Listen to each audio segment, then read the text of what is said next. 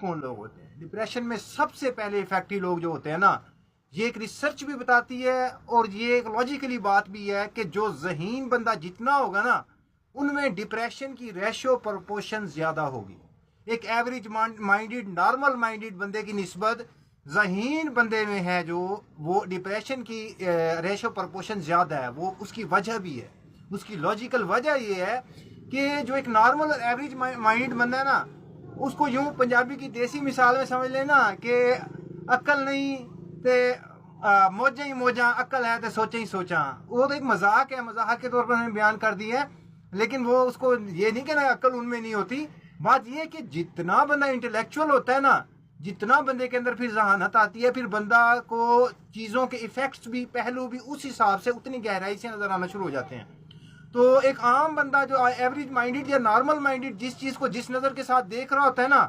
تو جو ذہین بندہ ہوتا ہے نا، وہ اس کو اس سے زیادہ گہرائی کے ساتھ دیکھ رہا ہوتا ہے. اسی لیے اس ذہین بندے کی دو ایکسٹریمز پہ وہ جاتا ہے. اگر ڈپریشن میں جائے گا تو انتہائی زیادہ ڈپریشن میں چلا جائے گا، جہاں سے سائیکیٹرسٹ کی ضرورت پڑے گی، اکثر خودکشی تک چلے جاتے ہیں.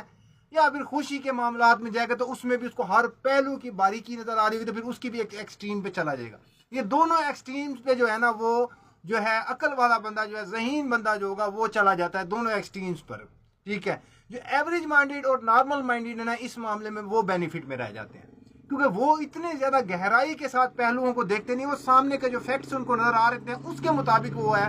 معاملات کو لے کر چلتے ہیں، تو ان کو یہ چیز اتنا افیکٹو بھی نہیں کرتی. ٹھیک ہے. ہاں، کچھ خاص رشتے ہوتے ہیں، ان میں ذہانت کا کوئی تعلق نہیں ہے. خاص رشتے ہو گئے، خاص چیزیں ہوں گی جو اگر چھن جائیں وہ وقتی طور پر انسان کو تکلیف میں یا اس میں ڈال دیتی ہیں. اب میں اس کلپ کو لے کر آ رہا ہوں کیونکہ اکثر میرا چینل جو ہے نا دینی حساب سے ہے، تو میں اس کو دینی حساب سے ہی لے کر چلنا چاہتا ہوں کہ یہ ڈپریشن ہے نا، یہ ڈپریشن اگر تو آپ ہیں مومن کبھی ڈپریشن کا شکار نہیں ہوتا. مومن کبھی ڈپریشن کا شکار نہیں ہوتا، کیونکہ جب لا الہ الا اللہ پر آپ کا یقین ہوگا نا کہ اللہ ہی الہ ہے، اور جب آپ کو پتہ ہے کہ اس کی مرضی کے بغیر ایک پتہ بھی نہیں گر رہا، تو بھائی جو تکلیف اگر آپ کو آئی ہے، جو پریشانی آ رہی ہے، جو چیز آپ کو نہیں مل رہی، تو آپ کا کامل ایمان ہونا چاہیے کہ وہ میرے مالک کی مرضی سے ہو رہا ہے. جب آپ کا یہ کامل ایمان ہوگا تو وقتی طور پر کسی چیز کے چھین جانے سے یا کسی چیز کے نہ ملنے سے آپ کو وقتی طور پر ایک انسانی فطرت ہے، انسان کا اللہ پاک نے جو سافٹ ویئر جس طریقے سے بنایا ہے، وہ تھوڑا سا انسان کے دل کے اوپر بوجھل پن ہوگا، ہلکی سی مایوسی کی کیفیت ہوگی. لیکن فوری طور پر جو مومن ہوگا نا، مسلمان اور مومن، ان دونوں میں فرق ہے. جیسے جناب محمد رسول اللہ صلی اللہ علیہ وآلہ وسلم نے کو فرمایا گیا تھا اپنا قرآن پاک میں، اللہ پاک نے فرمایا کہ اے محمد، جو بعد میں مولفت القلوب بھی تھے اور بعد میں بدو جو اسلام لائے تھے فتح مکہ کے بعد، ان کے بارے میں کہا گیا تھا کہ ان کو کہہ دیجئے آپ کہ ابھی تم اسلام لائے ہو، ایمان تمہارے دلوں میں ابھی داخل نہیں ہوا، مطلب مومن نہیں ہو، ابھی تم مسلمان ہو. تو جو ہے پاکستان کے شناختی کارڈ کا مسلمان، اس کے لیے تو یہ ڈپریشن، واقعی ڈپریشن میں وہ جاتا جائے گا. جتنا ذہین ہوگا اس کو پھر سائیکیٹرسٹ کی بھی ضرورت پڑے گی، اس کو میڈیسن کی بھی ضرورت پڑے گی، اس کو ہر قسم کی ٹریٹمنٹ کی ضرورت پڑے گی.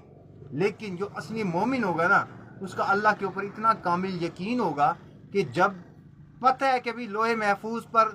سب تقدیر لکھ دی گئی ہے. اپنا اللہ پاک خود فرماتا ہے اذا اصابتم مصیبت فی الارض، ٹھیک ہے نا، کہ جس کا مفہوم ہے کہ ایسی کوئی مصیبت زمین میں جو آنے والی ہے